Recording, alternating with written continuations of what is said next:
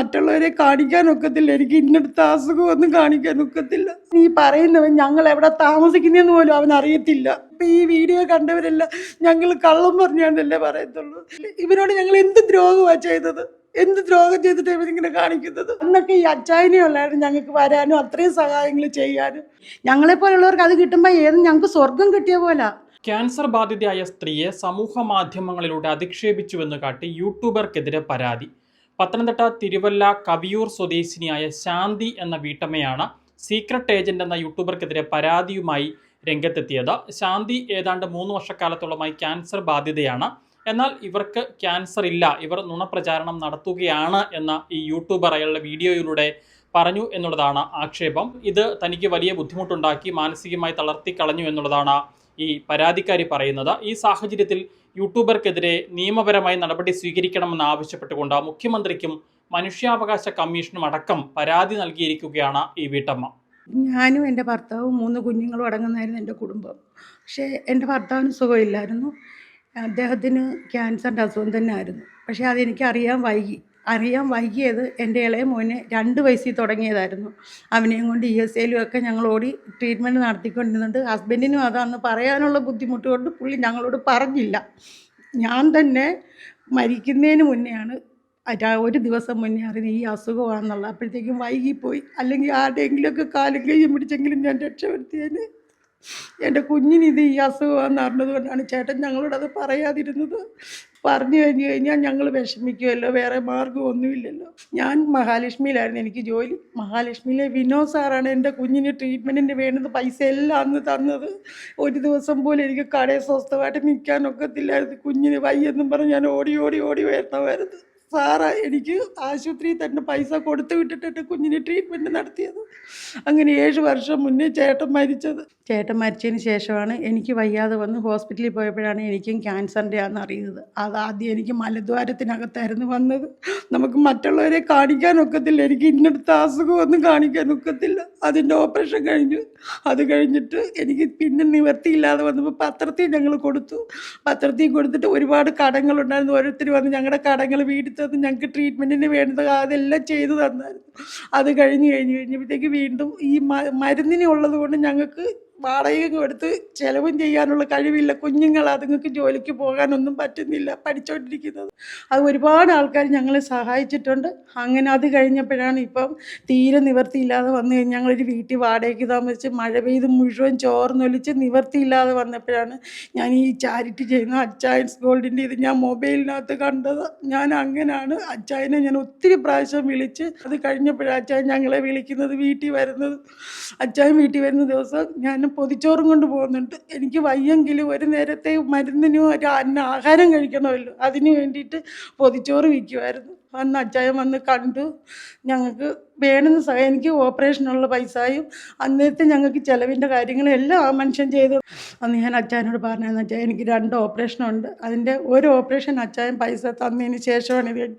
ഇപ്പോഴും ചുറ്റിനും കടവുണ്ട്. കടവെന്ന് പറഞ്ഞു കഴിഞ്ഞാൽ ഞാൻ ഹോസ്പിറ്റലിൽ പോകാൻ വേണ്ടിയിട്ട് ഒരിടത്തുനിന്ന് മേടിക്കും. അത് പിന്നെ അങ്ങോട്ട് കാര്യം തിരിച്ചു കൊടുക്കാൻ എനിക്ക് വരുമാനമില്ല, ജോലിക്ക് പോകാൻ പറ്റുന്നില്ല. അതുകൊണ്ടാണ് അങ്ങനെ ചെയ്യുന്നത്. താങ്കൾക്ക് അസുഖമില്ല, ഇതൊക്കെ നുണപ്രചാരണമാണ് എന്നുള്ളതാണ് ആ വീഡിയോയിൽ പറയുന്നത് എന്നുള്ളതാണ് താങ്കളുടെ പരാതി.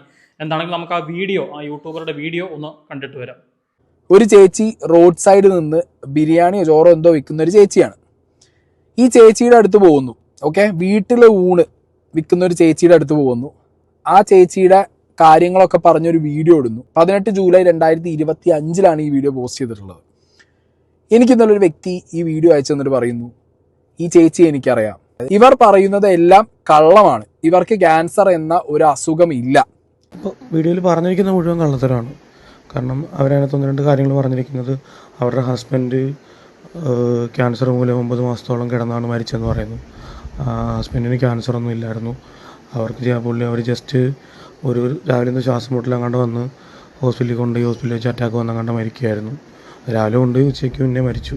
ആ ഒരു ഗ്യാപ്പുള്ളൂ, അല്ലാതെ ക്യാൻസർ വന്ന് കിടന്നിട്ടൊന്നുമില്ല. ആ പറഞ്ഞിരിക്കുന്ന മൊത്തം കള്ളത്തരമാണ്. അത് അച്ചായൻ പറഞ്ഞ് ചെയ്യിപ്പിക്കുന്നതായിരിക്കാം, അച്ചായൻ്റെ ലാഭത്തിന് വേണ്ടി അല്ലെങ്കിൽ അച്ചായൻ്റെ വീഡിയോയ്ക്ക് വേണ്ടി റീച്ച് കിട്ടാൻ വേണ്ടി പറഞ്ഞ് ചെയ്യിപ്പിക്കുന്നതായിരിക്കാം. ആൻഡ് അച്ചായൻ വീഡിയോയിൽ പറഞ്ഞ കാര്യങ്ങളൊന്നുമല്ല ആ വീട്ടിലെ അവസ്ഥ. ഇതിൽ പറയുന്നത് എൻ്റെ ഒരു ബന്ധുവാണ് ഇത് പറഞ്ഞെന്നാണ് പറയുന്നത്. ഈ ബന്ധു എന്ന് പറയുന്നത് എൻ്റെ അമ്മാവൻ്റെ മകൻ തന്നെയാണ്. അവൻ ഈ വീഡിയോ അച്ചായൻ വന്ന് എടുത്തുകൊണ്ട് പോയതിൻ്റെ അന്ന് വൈകുന്നേരം തന്നെ ചാനലിലൊക്കെ വന്നു കഴിഞ്ഞപ്പോൾ തന്നെ അവൻ ഞങ്ങളെ വിളിച്ചിട്ട് ഒരുപാട് അനാവശ്യം പറഞ്ഞു. നിങ്ങൾ എന്തോ കാര്യത്തിനാണ് നിങ്ങളങ്ങനെ ചെയ്തത്, നിങ്ങൾക്ക് നാണമുണ്ടോ, നാട്ടുകാരെ പറ്റിച്ച് ജീവിക്കാനാണോ എന്നൊക്കെ. ഞങ്ങളുടെ കാര്യം ഒരു നേരമെങ്കിലും ഇവരാരെങ്കിലും ഒന്ന് തിരക്കിയിട്ട് പറയുമായിരുന്നെങ്കിൽ എനിക്ക് വിഷമമില്ലായിരുന്നു. ഇവൻ ഈ പറയുന്നവൻ ഞങ്ങൾ എവിടെ താമസിക്കുന്നതെന്ന് പോലും അവൻ അറിയത്തില്ല. ഒറ്റ മനുഷ്യർക്ക് അറിയത്തില്ല. ഇപ്പം ഈ വീഡിയോ കണ്ടവരെല്ലാം ഞങ്ങൾ കള്ളം പറഞ്ഞാണെന്നല്ലേ പറയത്തുള്ളൂ. ഞങ്ങൾക്ക് എവിടുന്നെങ്കിലുമൊക്കെ എന്തെങ്കിലുമൊക്കെ ഞങ്ങൾക്ക് ഹോസ്പിറ്റലിൽ പോകാനും ഞങ്ങളുടെ ചിലവ് കഴിയാനും വാടക കൊടുക്കാനും ഒക്കെ കിട്ടുമായിരുന്നു.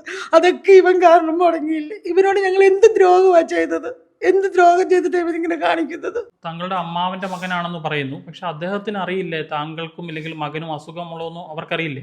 ഇവരുമായിട്ട് ഞങ്ങൾക്ക് ഒരു ബന്ധവും ഇല്ല. കാര്യം ഞാൻ ഇവിടെ ഇറങ്ങി വന്നതാണ്, എന്നെ സ്നേഹിച്ച് എന്നെ കൊണ്ടുവന്നത്. അന്ന് തൊട്ട് ഇവരുമായിട്ട് യാതൊരു ബന്ധങ്ങളും ഇല്ല. പിന്നെ ഞാൻ എൻ്റെ അച്ഛനെയും അമ്മയും കാണാൻ പോകുമ്പോൾ ജസ്റ്റ് കാണും, അത്രയേ ഉള്ളൂ. അല്ലാതെ ഇവന് ഞാൻ എവിടെയാണെന്നോ ഞങ്ങൾക്ക് എന്തോ അസുഖമെന്നോ ഞങ്ങളുടെ വീട്ടിൽ ആരൊക്കെ ഉണ്ടെന്നോ ഇതൊന്നും ഇവൻ അറിയത്തില്ല. ഈ അസുഖം കള്ളം പറഞ്ഞിട്ട് നമുക്ക് എന്ത് നേട്ടം? ഇപ്പം ഞങ്ങൾക്ക് തരാൻ ആരെങ്കിലും മുന്നിട്ട് വന്നിട്ടുണ്ടെങ്കിൽ ആ വാതിൽ അടയ്ക്കാൻ അവർക്ക് കഴിയും. പക്ഷെ ഒരു നേരത്തെ ആഹാരമെങ്കിലും എനിക്കോ എൻ്റെ കുഞ്ഞുങ്ങൾക്ക് തരാനോ അല്ലെങ്കിൽ ഒരു നേരത്തെ വാടക കൊടുക്കാനോ ഇവരാരെങ്കിലും മുന്നിട്ട് വന്നിട്ടുണ്ടോ? ഒരു നേരം. അന്നൊക്കെ ഈ അച്ചായനെ ഉള്ളായിരുന്നു ഞങ്ങൾക്ക് വരാനും അത്രയും സഹായങ്ങൾ ചെയ്യാനും. ഇപ്പോഴും ക്യാൻസറിന്റെ ചികിത്സയിൽ തന്നെയാണോ? അതെ, ഞാൻ കോട്ടയം മെഡിക്കൽ കോളേജിലാണ് ചികിത്സിക്കുന്നത്. ഇപ്പം എനിക്ക് ആരുണ്ട്? ആരുമില്ല. ഈ യൂട്യൂബർ പറയുന്നത് അച്ചായൻ വന്ന് ആ വീഡിയോ ചെയ്തതിന് ശേഷം ലക്ഷക്കണക്കിന് രൂപ ഞങ്ങളുടെ അക്കൗണ്ടിലോട്ട് വന്നിട്ടുണ്ടെന്നാണ് പറയുന്നത്. പക്ഷേ ആ വീഡിയോ ചെയ്ത സമയത്ത് എനിക്ക് പൈസ വന്നിട്ടുണ്ടായിരുന്നു.